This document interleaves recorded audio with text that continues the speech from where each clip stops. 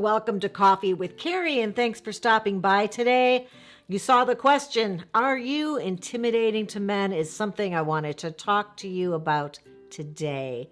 You know, I get new clients, and very often that is the lead-in for them. We start talking a little bit about who they are, what they're looking for, what's been the issue, what made you come to a matchmaker, or what do you feel that you need coaching about? Very often it is matchmaking because they're not connecting with anybody, but they feel that I'll be able to help them find different men because the men they've been finding on their own are intimidated by them. And they'll say, yeah, I think that a lot of men find me intimidating because I'm really successful. I have a really great life. I have a good friend group. I can vacation. And I usually will say, hey, I've got some strong feelings on this. Are you open to a conversation about it? Because I tend to believe that's typically not the case, that men are intimidated by great, successful women. In fact, I've never had a male client or a male person that I've gotten to know very well because I'm going to introduce him to a female client. I've never heard him say, you know, she was good, but I just was intimidated by her. Or, you know, we had a nice conversation, but she was really intimidating. Very rare that I've ever heard that. Instead, I think it's something else that we can kind of look at and make sure that you're not doing these things so that you would assume you are intimidating to men. And that is what we'll be talking about today. So if that's interesting or intriguing, or you think maybe it applies to you, I hope you'll stick around. Are you intimidating to men? That's what's on the agenda. Very often the women who are telling me this are successful women. There is an area of their life that they have been focusing on and become very successful because they were not focusing on creating a relationship early on. I have clients who are doctors and lawyers and have very successful careers in business or finance, all different types of things, pilots. But I think it's interesting that it's often flipped around, that it's not about something they're doing, it's about how men are reacting to them. And the men are reacting.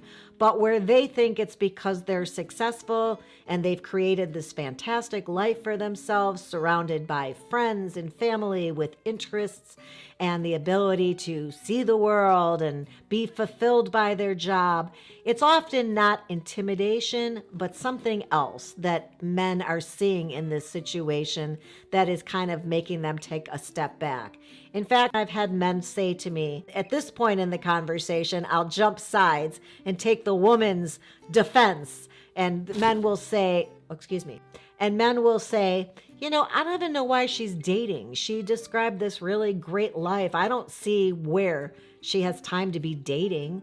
I'm like, well, she came to me because she wants to be dating. So don't tell me she doesn't want to be dating. I'm her dating matchmaker. I know what she wants. I know her. You just met her for an hour. I've been working with her for, 3 months here. But what has happened during this date to make him believe that is that she's approached the date with the attitude of sharing all the things she excels at, all the things that are going on in her life, which are pretty fantastic. I'm not going to argue that she's not successful or living a grand life, but she has focused on those things instead of focusing on creating a intimate relationship with somebody, which takes effort and takes time. Instead of having to focus on the relationship, she's been able to focus on some other area of her life where she's having great success. The problem here is, what does she talk about on this date? Like we all do, she talks about the area of her life where she is most successful, where she puts most of her energy and her time and focus. I think I said focus. So she may end up talking a little too much about her job. She may talk about all the support system that she has and these other things I've mentioned. And what happens is the man can't figure out where he fits into this life that she has created for herself. He thinks it's cool, he thinks it's great, but she sounds so busy that he just feels dispensable. She's not saying, but I really want to focus at this point on finding somebody to share all of this with. If she did, it might put him in a different frame of mind, and he'd come back to me and say, oh, she was great. She got a lot going on. It's really exciting, and it's great to have a woman who can have passion about something, which is what they all tell me. But she also has to show him where she does have room for a man in her life. The other thing that happens in this situation is because she does have so much going on and it is so interesting, she ends up monopolizing the conversation, sharing a lot of things that he's interested and wants to hear about. But what she often forgets to do is share that spotlight, to bring her curiosity and be able to shine a spotlight on her date to find out more about him and what floats his boat. What is it that gets him excited? What's he passionate about? She spends so much time talking about the areas of her life where she's really got it together and sharing how great it is, but forgets to also allow someone else to be a co-star, at least in the date. So he feels that she wasn't really interested in getting to know him. She just wanted to talk about how fantastic things are in her life. And that doesn't always work when a man also wants to feel like you're curious about him. So something else to keep in mind, he's not intimidated in that scenario. He feels invisible. Always remember on a date to be interested in hearing and learning about this other person, whether you're attracted to them or not, whether you think you'll see them again or not. It's an opportunity to learn about another person in the world who has been brought to in your path, put in your path, and sat before you, or walking beside you, or climbing beside you, hiking beside you. It's a great opportunity to know another person. That's an important thing in this life, to connect with people, whether they're going to be a romantic connection or not. And honestly, people just love talking about themselves too. I'll tell you again, nobody ever walks away from a date where they talked a lot about themselves and says, wow, that was a really crappy time. People love for other people to be interested and to be able to share who they are, what they think, what's important to them, and what they do and are doing with their lives.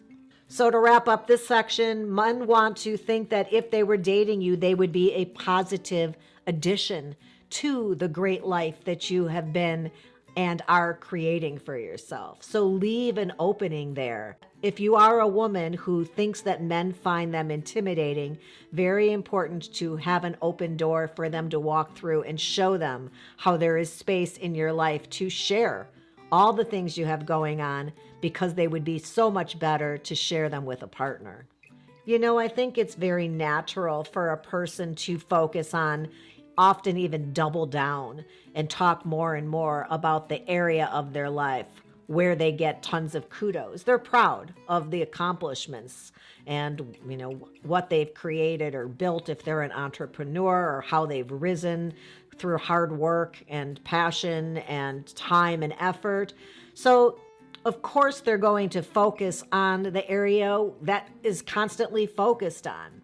But I encourage you that if that describes you and the way you've created a part of your life for yourself, to also share about your family, to share about what you like to do to relax, to chill out, to appreciate the arts or the beauty of nature. Those are things to also focus on in a conversation, because the other thing that happens with these dates where women tell me that they thought a man found them intimidating is that the men say that it felt like a business meeting. I felt like she was like reading her resume a bit, or that we talked way too much about careers or work. I didn't really get to know about what she enjoyed doing, or what her hobbies were, or how she likes to vacation, or what she likes to do in her downtime.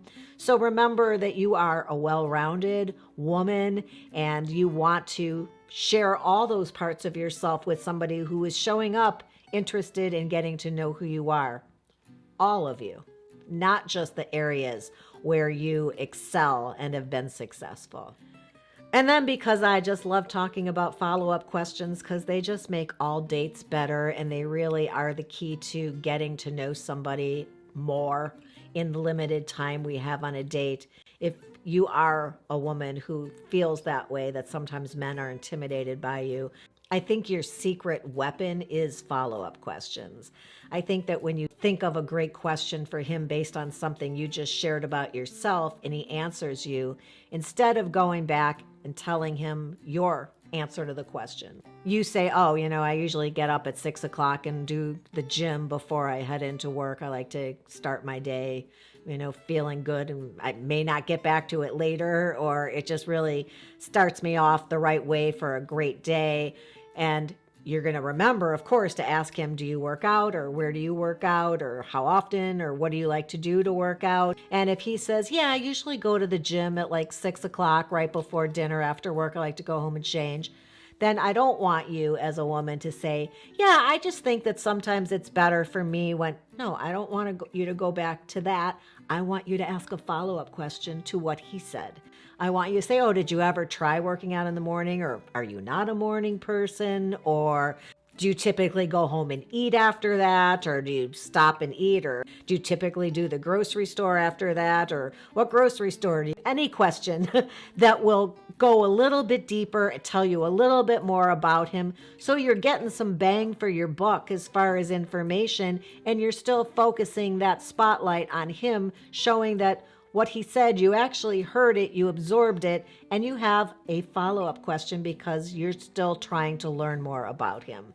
I think in this situation, those follow-up questions are as important or more important than in any dates that I send out. So I thought that that could be helpful if you keep that in mind, that often it's not that you are intimidating to men, it's that men don't know that they have a place in your life. You haven't shown them that you are open to including a man in this life, and you haven't given him an opportunity to show who he is and seem really interested in getting to know him. And, everybody wants to feel special and like we're interested in them, especially on a date. So if you remember to do that, I think less often you will be thinking as you leave a date, I guess he found me a little intimidating. Instead, you'll get to know somebody authentically. It won't feel like a business meeting or a business luncheon or any type of an interview scenario. And I think you'll have much greater success out in the dating world if you keep some of those tips in mind. I hope you found that interesting and or helpful. If you did, Mom says thumbs up would be fantastic, and I'm not one to disagree with my mother, but I do hope that you will subscribe to the channel before you leave, and if you're so inclined, that ring bell is there to notify you every time a new episode goes live. So hit that if you want, and I will look forward to seeing you back here again soon. Until next time, have a good one.